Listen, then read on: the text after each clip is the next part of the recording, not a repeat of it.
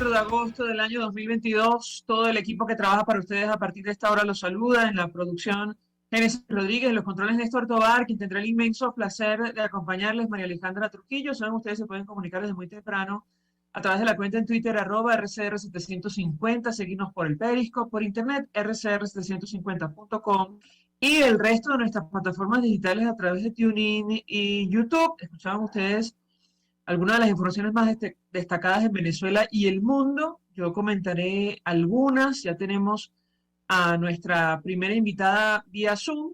Amanecemos con la sentencia, finalmente, del caso del denominado magnicidio o el expediente de los drones. Joel García, abogado del diputado Juan Requesens, con quien conversamos esta semana.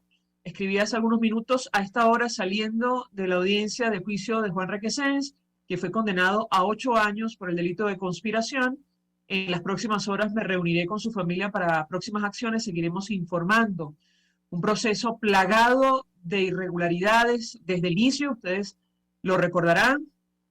Juan Requesens fue detenido por funcionarios del SEBIN sin orden judicial el 7 de agosto de 2018, sin respetar su inmunidad parlamentaria. No le permitieron comunicarse con nadie. Fue presentado 6 días después de su detención en tribunales. Además, se da el caso que estuvo desaparecido por varias horas. Ahí lo detienen junto a su hermana.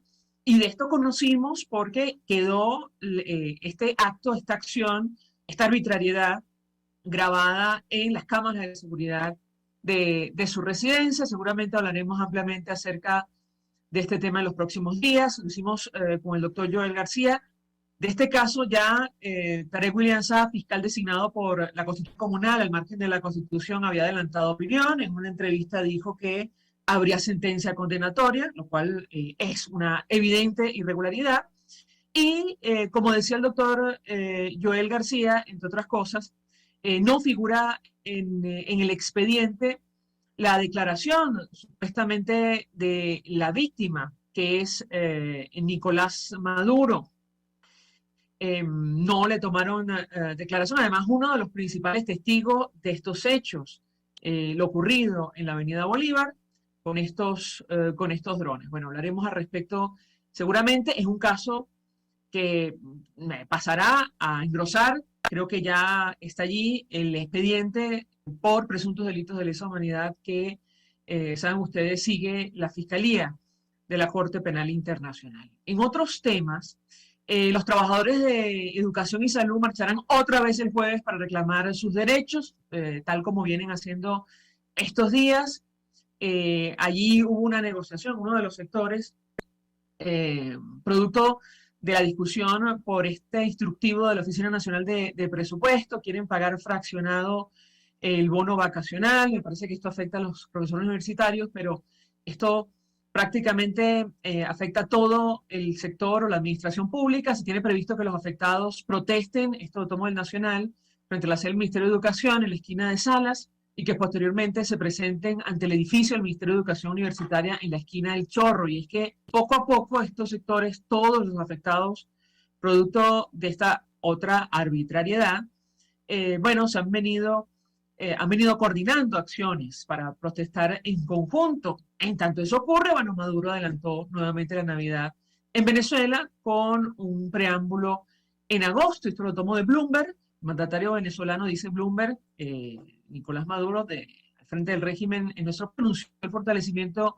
de las ferias navideñas en todo el país a partir de este mes, para arrancar oficialmente con las fiestas de la temporada de octubre. Bueno, para los trabajadores públicos no precisamente comenzó la Navidad. En este contexto finalizó la visita del jefe de Servicios Humanitarios, de la Oficina de Servicios Humanitarios de la ONU, Martin Griffiths, a nuestro país. Él dijo, siguen existiendo necesidades humanitarias. Esto es evidente. Hablaremos al respecto ampliamente durante la mañana de hoy. Tenemos a nuestra invitada y le agradezco profundamente recibir nuestra comunicación. Se trata de la doctora Maritza Landaeta. Ella forma parte del equipo de la Fundación Bengoa y conoce perfectamente el tema que vamos a debatir. Doctora, gracias por atendernos. Buenos días.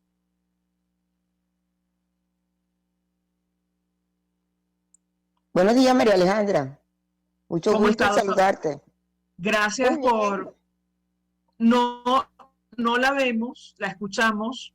No sé si tiene tapada la camarita de la... Ahora sí, Ahora sí. la vemos perfectamente. Le Gracias. agradezco infinitamente que reciba nuestra comunicación en medio de sus obligaciones, pero yo le pediría un primer comentario acerca de esta declaración y otras que ha ofrecido el jefe de la OEA durante la visita que realizó a nuestro país. Él concluye, entre otras cosas, que siguen existiendo necesidades humanitarias en Venezuela. ¿Qué puede decirnos? La escuchamos, doctora. Bueno, lo primero es que siempre es muy positivo que estas personas se acerquen al país. Yo creo que estar presente y poder haber eh, tenido la información de ambos sectores, tanto del sector oficial como del sector de las ONG y de otras instituciones con las cuales él hizo contacto, le permite tener una visión bastante aproximada de lo que es la realidad y bajar un poco el discurso que a veces se está vendiendo, que en Venezuela se arregló, que todo no ha pasado nada. Realmente en Venezuela siguen existiendo grandes problemas bien ubicados y muy montados sobre el mapa de pobreza que tiene el país.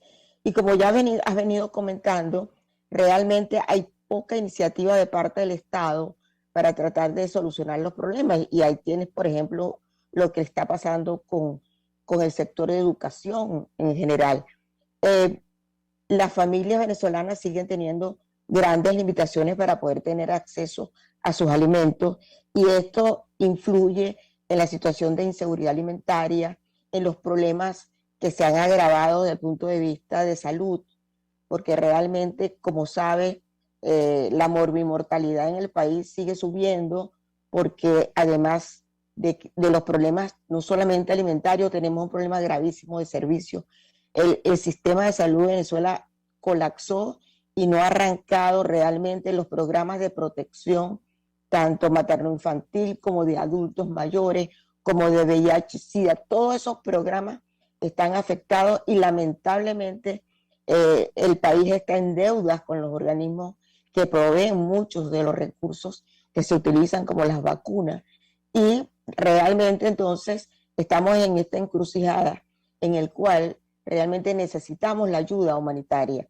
Una de las cosas que hay que tomar en cuenta, que hay mucho cuestionamiento con lo de la ayuda humanitaria, si es cierto que hay problemas con la transparencia que se están utilizando a través de estos organismos, no es menos cierto que sí ha habido al menos un apoyo en zonas muy importantes, que sin ellos la situación sería más complicada. Por ejemplo, en el tema de agua realmente han colaborado mucho y en el tema de asistencia directa en cuanto a seguridad alimentaria ha sido bien importante el trabajo que vienen realizando, especialmente también el trabajo que está haciendo el Programa Mundial de Alimentos para tratar de recuperar en algunos sectores lo que se llama el programa de alimentación escolar, que como tú sabes, cuando el programa funciona es una manera indirecta de darle un subsidio al hogar, porque bueno, es una boca menos que está en la familia.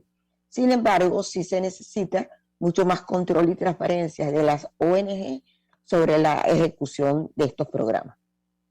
Sobre este tema, y antes de entrar en los detalles de lo que dijo, lo que vio el jefe de la OCHA en nuestro país, a este eslogan de Venezuela se arregló tan discutido y denostado. Bueno, se suma ahora el supuesto adelanto de las Navidades y la pregunta que yo le haría es lo siguiente. Si no hay voluntad política del régimen venezolano, Naciones Unidas por sí sola puede asumir toda la responsabilidad por la crisis, la profundidad de lo que está ocurriendo en nuestro país. Yo le pedía un comentario sobre este tema, doctora, la escuchamos. No, realmente ellos colaboran, pero ellos no pueden asumir todo el problema de la crisis. Esa es nuestra y es responsabilidad del Estado venezolano poder poner, hacer un plan de recuperación del país. No se puede seguir, María Alejandra, tirando flechas. El país hasta ahorita no tiene un plan diseñado de cómo vamos a recuperar, no solamente en la parte alimentaria, en la parte de producción, en la parte de agrícola, en la parte de vivienda, en la parte de infraestructura. Tenemos demasiadas cosas y hay que entender que la alimentación y la salud dependen no solamente de esos dos sectores, sino de un amplio sector en el cual, por ejemplo, el bienestar de una familia depende del ingreso y del trabajo. Y en Venezuela no hay muchas fuentes de trabajo actualmente. Y eso de que Venezuela se arregló porque estamos viendo en algunos sectores, especialmente en el área de comercio, que se han abierto y realmente han generado pequeños trabajos con ingresos muy bajos. Pero bueno, es parte de lo que ayuda a la población. Eso no es verdad para todos los sectores. Y fíjate que la diferencia entre la población que está en un sector urbano y la población que está en las zonas periurbanas es gravísimo. ¿Cómo se va a aceptar haber arreglado un país donde el porcentaje de hogares que están cocinando con leña es altísimo y están contribuyendo a la contaminación ambiental y a los problemas respiratorios que se suman a los problemas gastrointestinales y es parte de ese círculo de pobreza que retroalimenta el hecho de que tengamos tantos niños con desnutrición, tantos adultos mayores demasiado en estados críticos, tantos problemas con las mujeres embarazadas, cómo ha venido subiendo la mortalidad materna en el país y la mortalidad neonatal. Entonces, no podemos estar en esa. Sí, para algunos sectores posiblemente ha mejorado y no lo podemos negar, pero tenemos que ir a la profundidad del problema para poder buscar las soluciones adecuadas que afecten, que permitan que lleguen las soluciones a las zonas más necesitadas del país. Sobre el tema de la pobreza, sin ir más lejos, lo hemos comentado en este espacio, doctora, la FAO publicó en su informe 2021, o advirtió, mejor dicho, que Venezuela es el segundo país con mayor prevalencia de hambre en América Latina. Y yo le pedía un comentario, esto va directamente relacionado con, supongo, el trabajo que puede realizar la OSHA, la Oficina de Servicios Humanitarios de Naciones Unidas. ¿Qué puede decirnos sobre este punto en específico? La escuchamos. Fíjate, María Leandra, eso que dice la FAO tiene bastante sustento en todos los trabajos que se han venido haciendo, en los cuales se observa cómo la inseguridad alimentaria en el país es muy alta. Realmente OCHA ha estado colaborando porque hay bastantes programas y las organizaciones que están dentro de Naciones Unidas han dado prioridad a todo lo que es el poder apoyar a la familia con alimentos. Este es un programa bastante exitoso, pero que eso no puede ser indefinido. Paralelamente con poder suplir algunos alimentos a la familia, tienen que generarse fuentes en las cuales pueda haber sostenibilidad para que la familia con sus ingresos pueda tener acceso a esa canasta mínima necesaria. Fíjate que una de las cosas que hemos observado en los estudios últimos que hemos hecho es cómo la familia ha desarrollado una serie de estrategias de sobrevivencia en las cuales, además de que los adultos se sacrifican en reducir la porción de alimentos que consumen para priorizar los niños, también se observa cómo la familia desarrolla tipos de estrategias incorporando alimentos mucho más económicos. En eso están apoyando mucho las ONG, dando información, en poder ir a comprar a mercados más económicos.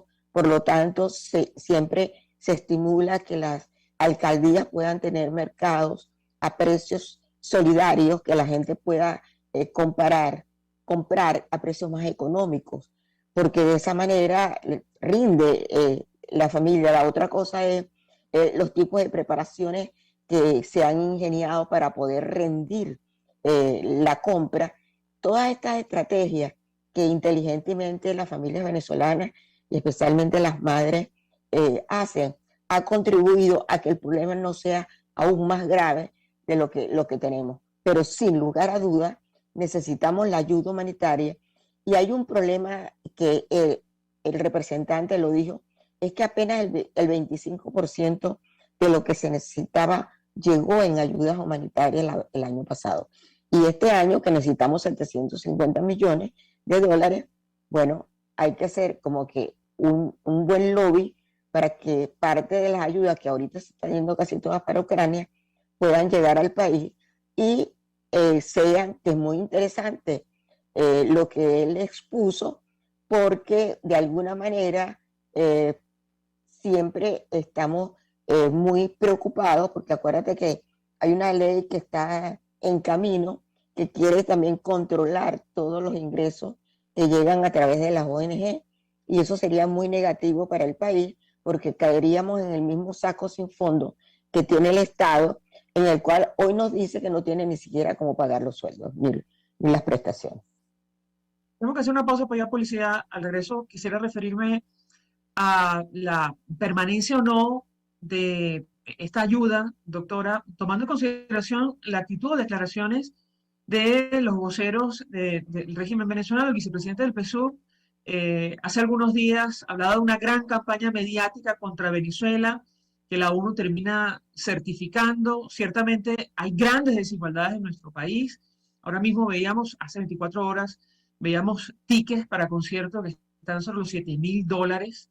Un grupo muy pequeñito puede, digamos, cubrir esa cantidad. Y yo le pediría un comentario al regreso de la pausa, insisto, referido a la permanencia o no de esta ayuda tan necesaria para sectores vulnerables en Venezuela. Al regreso le doy la palabra para contestar. Ya venimos.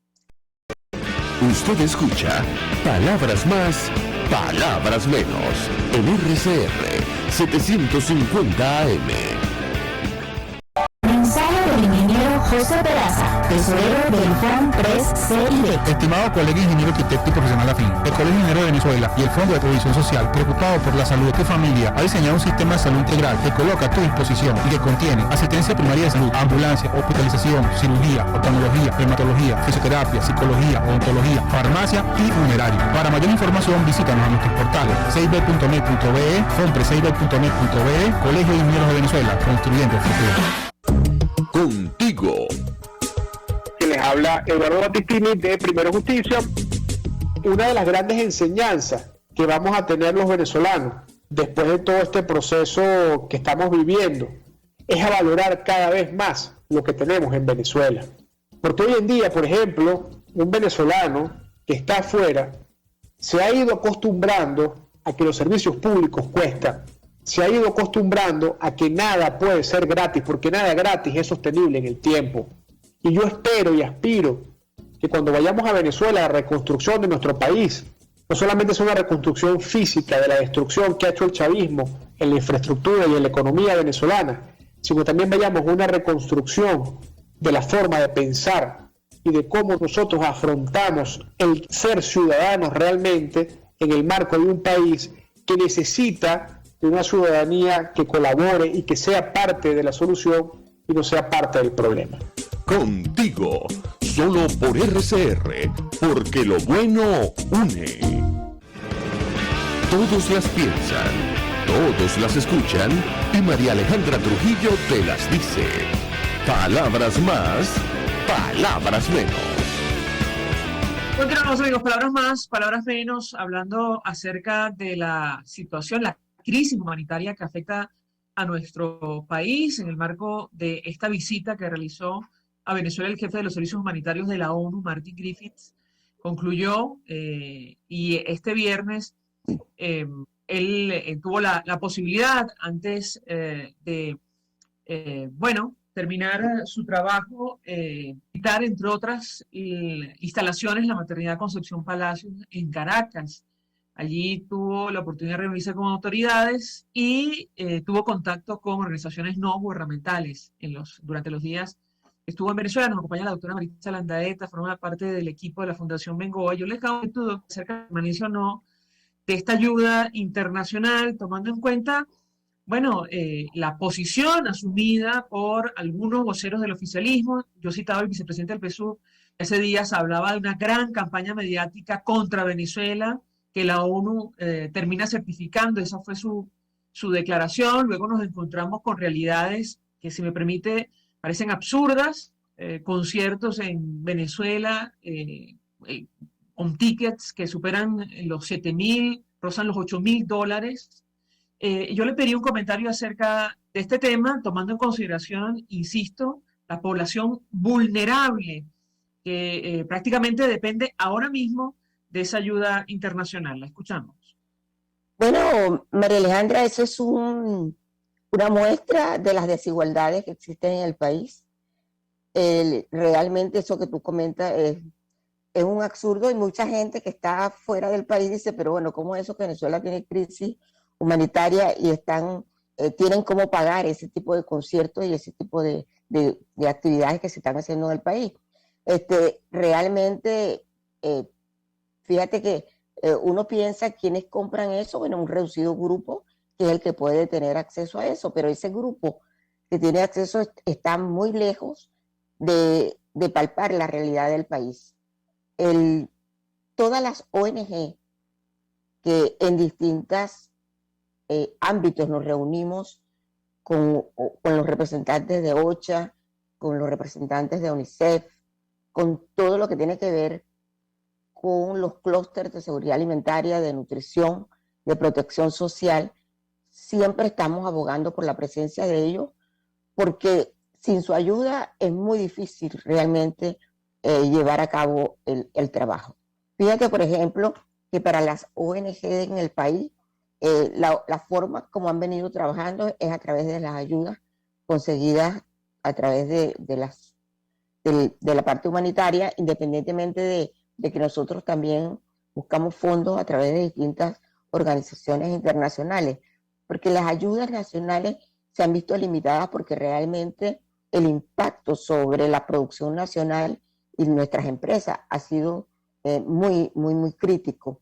Y aun cuando ellos siguen dando lo máximo que pueden en la parte de responsabilidad social, realmente esos fondos se han venido reduciendo. Realmente yo no creo que por ahorita se compre ese discurso. Siempre el Estado está buscando un locus externo y nuestro vicepresidente, como buen psiquiatra, él siempre trata de justificar sus acciones colocando la responsabilidad en otro, que es parte del problema, porque si asumiera que mucho de lo que pasa es su responsabilidad, posiblemente estuviera mucho más motivado a buscar soluciones. Pero ese discurso ya muy poca gente se lo compra y se sabe no solamente por las estadísticas que llevan los organismos internacionales, como has visto FAO, yo dudo que un país que está catalogado como el segundo país con mayores niveles de hambre, y te voy a decir una cosa, la hambruna en Venezuela no ha sido mayor gracias a la intervención de eso y gracias al trabajo silencioso que vienen haciendo las ONG, tratando de fortalecer en lo posible todo lo que tiene que ver con la alimentación y la nutrición en Venezuela. Entonces, yo no creo que ellos vayan a comprar ese discurso y pienso que sí, lo que sí tenemos que abogar y hacer mucha abogacía es porque realmente se incrementen los fondos que lleguen al país para poder darle solución a sectores que están ampliamente muy afectados. Esta declaración, doctor, la dio Diosdado Cabello, vicepresidente del PSUV, pero es un discurso que, digamos, sostienen varios voceros, como dice usted, del régimen de Nicolás Maduro. Por cierto, cuando hablamos de hambre, hablamos sí de la necesidad y ganas de comer, pero también escasez generalizada de alimentos básicos que padece una población de forma intensa y prolongada, para que se hagan una idea. Hay un dato que destacaba la Oficina de Naciones Unidas para la Coordinación de Asuntos Humanitarios, doctora, y tiene que ver con el número de niños venezolanos que fueron diagnosticados con desnutrición aguda entre enero y abril de 2022. Ellos hablaban de más de 3.000 niños venezolanos en esta situación, y yo le pediría un comentario al respecto. La escuchamos. Bueno, fíjate que es muy interesante porque, como tú sabes, no tenemos información de parte del Estado, pero el hecho de que ellos reporten que atendieron a 3.000 niños con desnutrición aguda. Fíjate que hay un problema también que se nos plantea. Estos niños atendidos con desnutrición aguda luego entran en el sistema que no les presta atención. Y muchos de ellos pasan a ser luego niños con retardo de crecimiento, que como tú sabes, el 31% de los niños en Venezuela que se atienden las organizaciones que están trabajando a nivel de estas comunidades tienen retraso en el crecimiento. Y ese retraso no solamente influye en su problema físico, sino también en su problema intelectual. Es bien importante que cómo vamos a seguir esos 3.000 niños para que estos niños no puedan entrar a tener retardo de crecimiento. Allí necesitamos realmente, María Alejandra, que haya sostenibilidad en el programa para que esos niños puedan hacer lo que llamamos los pediatras el cachón de recuperación, puedan alcanzar su canal de crecimiento y lograr crecer adecuadamente, no solamente físico, sino intelectual. Pero hay otro problema también. Muchos de estos niños tienen anemia aguda, que también hay que tratarlo, y están inmersos en un ambiente social donde la poliparasitosis contribuye a todo eso. Entonces, fíjate cómo la parte ambiental, la parte de agua, la parte de servicios públicos se entrelazan para poder garantizar que estos niños que fueron recuperados de una desnutrición aguda puedan seguir su canal de crecimiento y tener oportunidades de desarrollo y de tener un futuro mejor en el país. Decía el señor Griffith, durante su visita a Venezuela, siguen existiendo necesidades humanitarias importantes. Es más importante que nunca que la comunidad internacional continúe mostrando solidaridad con el pueblo venezolano, asegurando que los más vulnerables, incluidas mujeres, niñas, niños y ancianos, no se queden atrás. Yo le pedí un comentario al respecto, porque ciertamente preocupa mucho la situación de los adultos mayores en Venezuela, que casi nadie menciona. Doctora, la escuchamos. Sí, realmente la situación de los adultos mayores en el país es muy crítica en todos los niveles, María Alejandra, porque es doloroso decirlo, pero mucho adulto mayor fue médico jubilado, profesor jubilado, y a uno le da tristeza que muchos de ellos, bueno, no tuvieron hijos o no tienen familiares que los ayuden. Y el nivel de desnutrición en estos hogares es terrible. El contacto que hemos tenido con Convite consigue casos realmente dramáticos de adultos mayores prácticamente abandonados en edificios donde están en un 10º piso y no pueden bajar a buscar los alimentos. Entonces, un programa de apoyo, o sea, lo que hace Convite es maravilloso, pero no es suficiente. Necesitamos que en diferentes organizaciones se puedan apoyar al adulto mayor, porque hay que tomar en cuenta que todo adulto mayor por lo general tiene, además de su problema de alimentación, un problema de salud en el cual hay que facilitarle los medicamentos que pueda tomar para que él pueda seguir bien. El problema, María Alejandra, y a veces nos olvidamos, es que en Venezuela hay que luchar por tener bienestar. El venezolano perdió el bienestar. El venezolano vive solo de la sobrevivencia, y por sobrevivir se ha olvidado en la familia todo, se ha olvidado hasta de comer en la mesa. Y hemos venido perdiendo también parte de nuestras tradiciones que eran maravillosas. Fíjate, por ejemplo, que una de las cosas que estamos tratando de estimular en las familias venezolanas es que se vuelva a hacer el sancocho familiar, que es una comida completa, contiene todos los nutrientes y que en estos momentos de crisis es una excelente alternativa para la alimentación. Muchas madres jóvenes, el problema del embarazo adolescente, Venezuela tiene 23% de madres jóvenes con embarazo adolescente que no tienen ninguna experiencia para criar los hijos, y muchas de ellas realmente están desnutridas, también necesitan apoyo. Por eso es importante que en los grupos vulnerables nosotros tenemos bien focalizados los niños, las mujeres embarazadas, los adultos mayores, las mujeres lactantes. Y no podemos olvidar a los adolescentes, porque muchas de estas adolescentes van a ser madres, porque uno de los problemas graves que tenemos en el país es que se abandonó el programa de anticonceptivos y de educación sexual. Y estas niñas no consiguen. Me comentaba un docente en una de nuestras conversaciones: doctora, ¿cómo hago para ayudarlas si ellas están buscando ayuda pero no tenemos?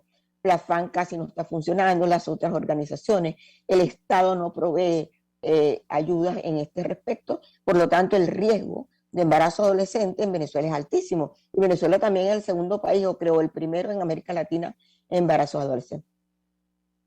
Doctora Maritza Landa, un millón de gracias por atendernos, acompañarnos estos minutos, coordinadora de investigación, docente y forma parte del equipo de la Fundación Vengo. Gracias.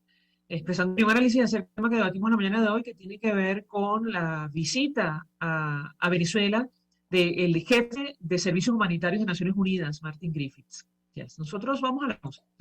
Muchas gracias, María Alejandra. Hasta luego. Gracias, doctora.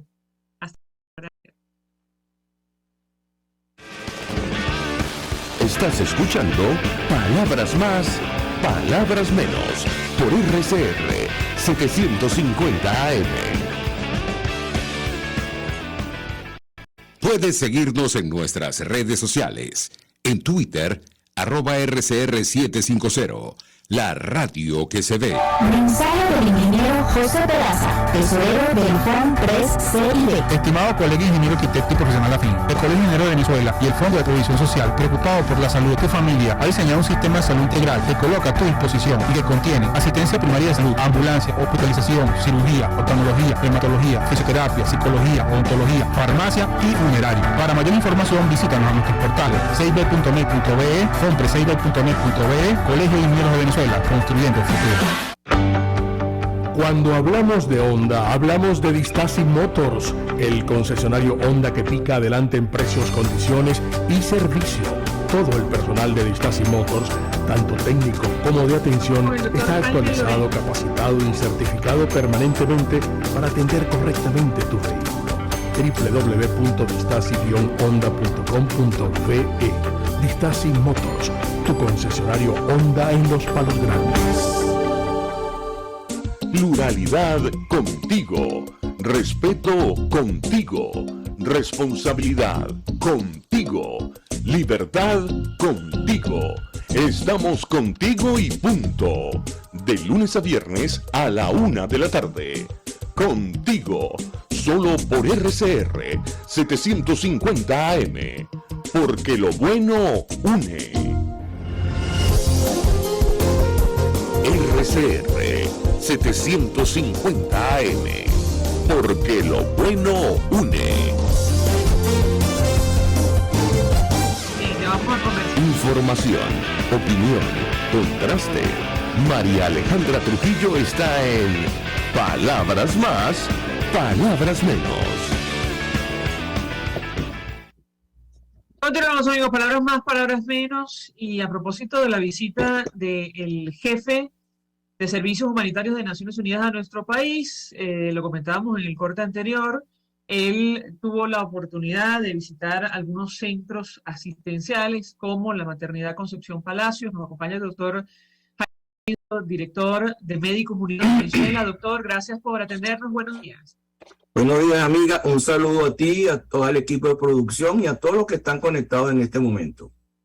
Yo le pedí un comentario, doctor, acerca de sus expectativas en lo personal luego de esta visita de este funcionario de Naciones Unidas, tomando en consideración la situación crítica en el sector salud en Venezuela. Lo escuchamos. Bueno, mi querida amiga, primordialmente nosotros como organización estamos muy claros que la visita del caballero es una visita con alto componente administrativo, porque él tiene que ver cómo está funcionando todo el mecanismo creado para organizar y monitorizar lo que es la ayuda humanitaria que viene por intermedio de las agencias internacionales. Dentro de eso hay que tener muy claro que primero, muy poco tiempo para llevarse una verdadera impresión de la situación de Venezuela, en el sentido de que aunque lo llevaron o fue a algunos centros, pero fueron centros que vamos a llamarlo de esta manera, tienen una alta incidencia de apoyo por parte de agencias internacionales y, por qué no decirlo, también por parte del gobierno. Y es una realidad, y eso ha ocurrido toda la vida, independientemente del gobierno de turno, donde se trata de llevar a los personajes o a las personas que tienen cierta relevancia, por esos sitios donde se le pone la alfombra roja, esos cuentos antiguos que del siglo pasado, donde se colocaban sábanas nuevas y todo eso, también ocurre. Pero por suerte el amigo pudo contactar varias cosas. Y hay cosas que no las contacta porque la información difiere mucho. Por ejemplo, en el plan humanitario, las estadísticas que ellos calcularon difieren mucho de un grupo que se llama Jun Venezuela, una página donde es una plataforma de múltiples organizaciones donde los números no son precisamente halagüeños en la condición de varios elementos, como es alimentación, educación, servicios básicos, salud, en donde agua, por ejemplo, y donde los números son bastante duros para la situación de cada uno.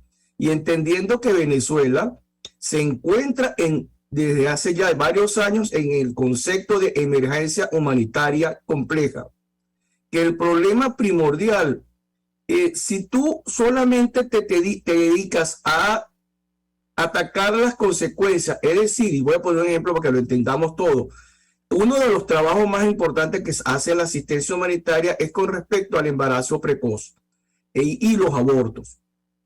Si tú a una joven le das una serie de pastillas anticonceptivas por 6 meses, pero a los 6 meses posterior no le puedes dar porque no tienes la capacidad, al final no hiciste nada, porque esa joven dentro de 6 meses, 7 meses, puede quedar embarazada si el problema de raíz no es atacado. Es decir, la emergencia humanitaria contempla un proceso de asistencia para parar el daño y un proceso de buscar las bases para superar lo que causó el problema de emergencia humanitaria. Y eso es lo que nosotros como organización estamos muy claros que se debe buscar, porque no hacemos nada, mi querida amiga, tratando de arreglar un problemita si la consecuencia o lo que lo produjo no tiene ya un inicio de solución, porque al retirarse la asistencia humanitaria, el problema va a continuar. Doctor, ocurre que justo en la maternidad Concepción Palacios, hace algunas semanas, algunos días, enfermeras, personal sanitario protestaban por bajo sueldo, por la situación del hospital, los insumos y también impacto de la desmejora en beneficios, incluso el Instituto ONAPRE. Y yo le pediría un comentario a este tema. Ciertamente, sobre esto, este funcionario de Naciones Unidas no dijo absolutamente nada. Lo escuchamos. Yo te voy a agregar, durante su visita, a lo que estás planteando de la materia de Concepción Palacio, agreguemos la situación del JM de los Ríos, donde por una situación administrativa cierran el servicio de lactancia materna, es decir, donde se enseñaba a las madres cómo hacer la lactancia materna de manera adecuada, justamente en la semana de la lactancia materna. O sea, uniendo las dos cosas, podemos darnos cuenta de que el problema de salud del sistema público de salud en Venezuela es gravísimo, y donde tienes ya un personal disminuido, no solo antes de la pandemia, que hubo una migración forzada muy importante, sino durante la pandemia, con la situación gravísima de la poca apoyo al personal sanitario y los bajos sueldos, muchos se fueron a buscar otros métodos de ingreso.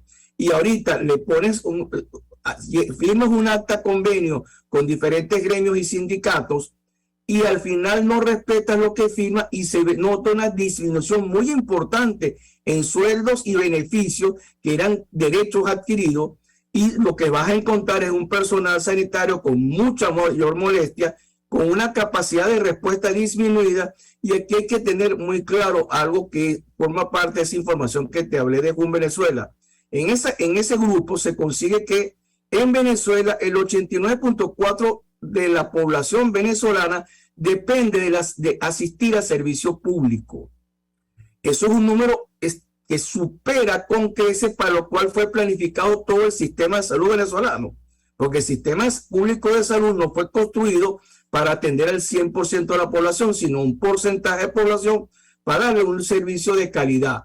Si tú tienes una mayor demanda de mayor cantidad de personas que van a necesitar un servicio y este servicio está inadecuado, le falta personal o el personal tiene que decidir si come o va a trabajar, entonces vas a encontrar un problema que su exponencialidad en el daño aumenta terriblemente.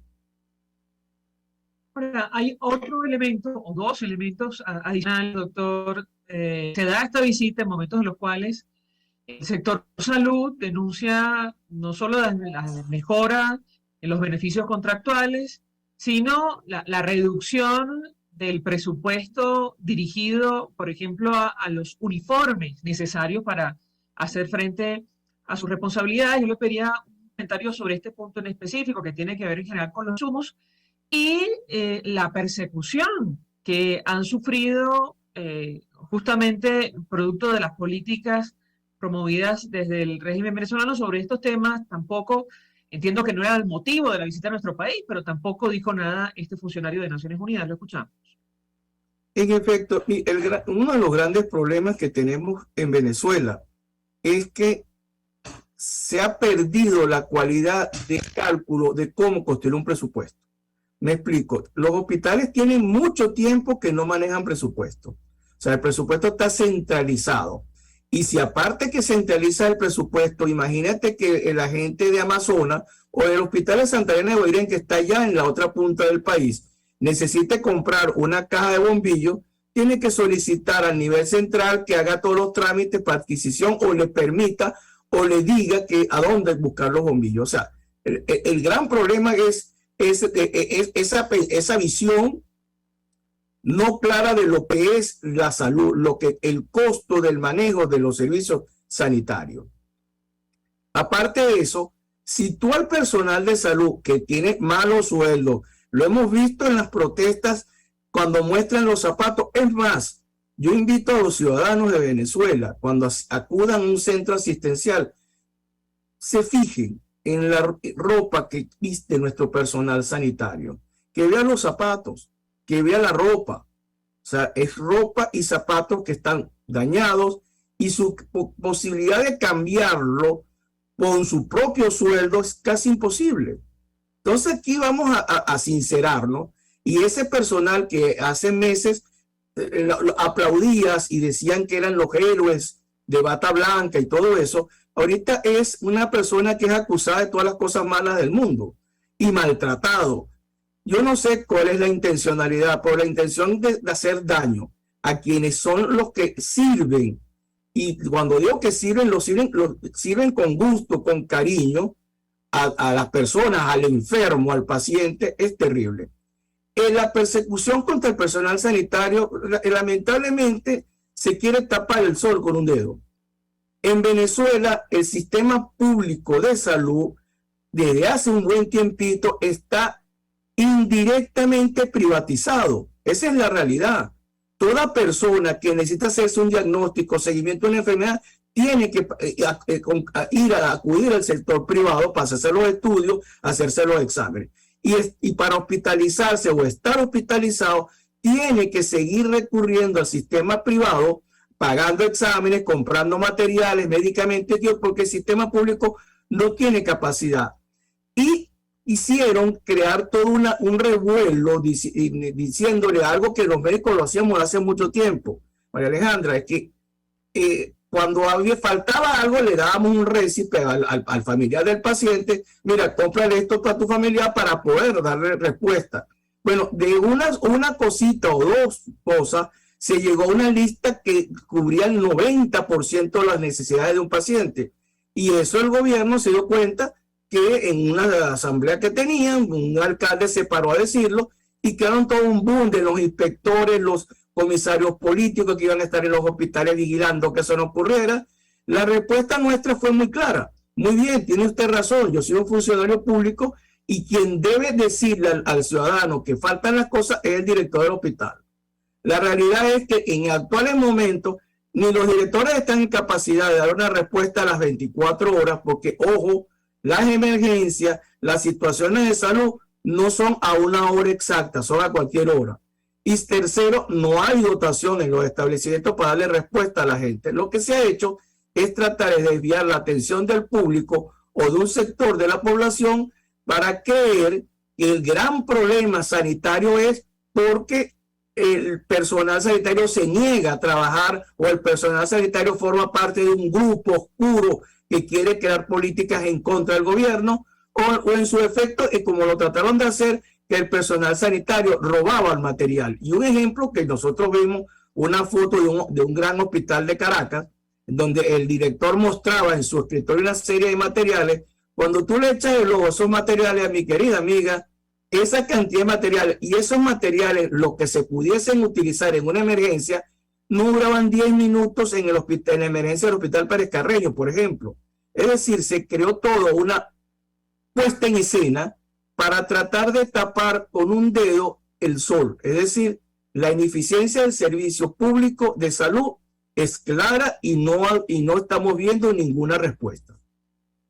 Pero tenemos que hacer una pausa para ir a publicidad. Al regreso quisiera referirme a la línea gruesa de esta visita a nuestro país de Martin Griffiths.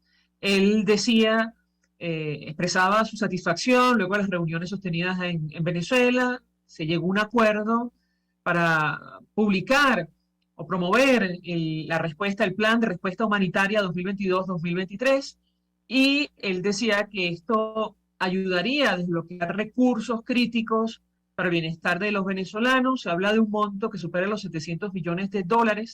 Yo le pediría un comentario al regreso, su expectativa y sobre todo las dudas, la preocupación que existe sobre la administración de esta ayuda al momento de ingresar a nuestro país, sobre todo referida evidentemente al sector que usted representa. Al regreso de la pausa le doy la palabra para contestar. Ya venimos. Escuchas a María Alejandra Trujillo en Palabras Más, Palabras Menos, por RCR 750 AM.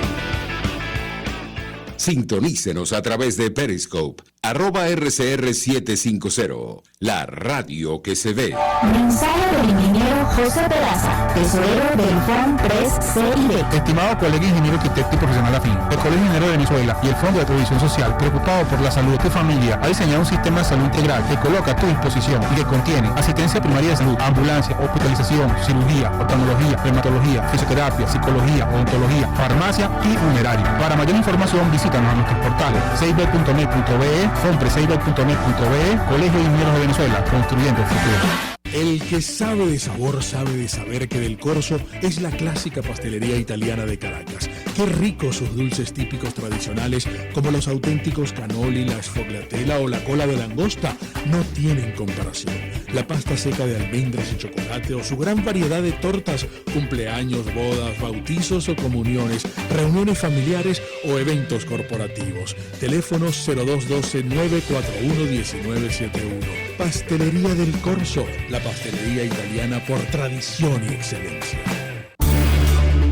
Voz de América. Información precisa, completa, veraz, objetiva e independiente. Directo a tu pantalla. De lunes a viernes a las 2 de la tarde por RCR 750.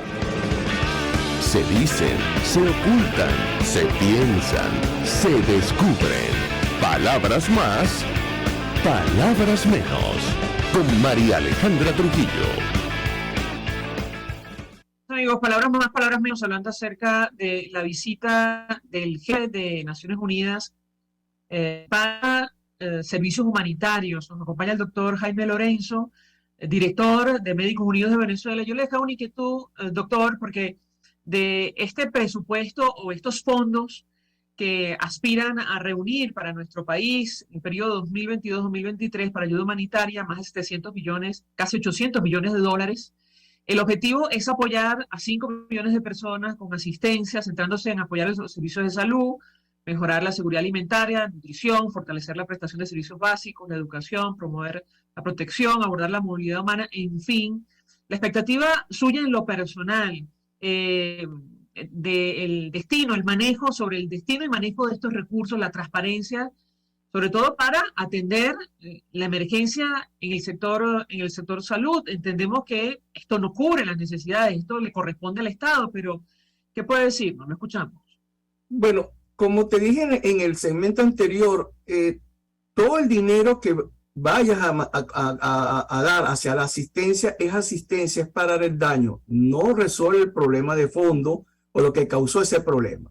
Primero. Segundo, debemos recordar que mucho de esa asistencia humanitaria o de ese apoyo financiero humanitario radica en organizaciones no gubernamentales que hacemos el trabajo que a veces el Estado deja de hacer, como el apoyo a la desnutrición infantil, el apoyo a la desnutrición de los ancianos, a toda una serie de áreas donde el Estado está adoleciendo de respuesta. Generalmente todas esas ONG, cuando están metidas en este tipo de trabajo, deben presentar mecanismos de control y monitoreo para que la persona o la organización que está dando el aporte tenga la confianza de que el manejo de su aporte ha sido de manera transparente y adecuada. Eso es un sector de lo que se maneja como asistencia humanitaria. El otro gran sector es el que se maneja en conjunto con el Estado.